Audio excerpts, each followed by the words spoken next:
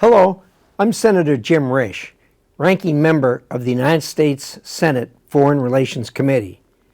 I'm honored to join you today to discuss the threat posed by the Iranian regime.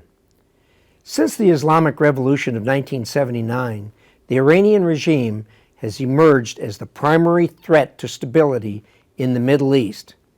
It weaponizes sect and religion, destabilizes and weakens its neighbors through terror proxies, and violently quashes the aspirations of the Iranian people. The regime seeks to establish dominance over the Middle East in a way that's contrary to United States interests. Across several administrations, all efforts to bring the Iranian government back into the international community have failed. You simply cannot divorce the regime from its radical ideology. On the nuclear front, talks remain stalled, and it's clear the Iranian regime is negotiating in bad faith. It continues to dismantle monitoring equipment and insists on unreasonable concessions not related to the nuclear deal. The Biden administration is endlessly stringing along nuclear talks and continues to present us with the false choice of rejoining the nuclear deal or facing an unconstrained Iran. At this late stage, the nuclear deal does little to contain its nuclear program, and sanctions relief will only supercharge Iranian terrorism. There are other policy options in our toolkit. It's time to walk away from these talks. So where does this leave us? It's clear the Iranian regime is a pariah that will never return to the international community under its current leadership. To that end, we must use economic and diplomatic pressure and increased regional deterrence to address all aspects of the regime's conduct. First, we must enforce sanctions and close sanctions loopholes. While the administration announced additional sanctions against oil smugglers and Chinese purchases of Iranian oil, more must be done. Recent Russian outreach to Iran to strike oil deals is highly problematic.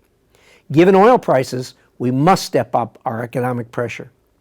On the diplomatic front, the censure of the Iranian regime at the IAEA Board of Governors meeting was a good start. As Iran continues to resist the IAEA's legitimate oversight functions, we should hit the regime with more, stronger censures. Additionally, Iran must become a renewed topic of discussion at the UN Security Council. Our European allies are coming to terms with the failure of nuclear negotiations and will join us in other international efforts at the UN. The recent revelation that Iran is providing Russia with armed drones to use against Ukraine is yet another call to action. There is also a deterrence component to this equation. Despite recent attacks against our consulates and troops, this administration has not responded militarily to an attack since early 2021. The Iranian regime must understand, in no uncertain terms, that violence against Americans and others in the region is unacceptable.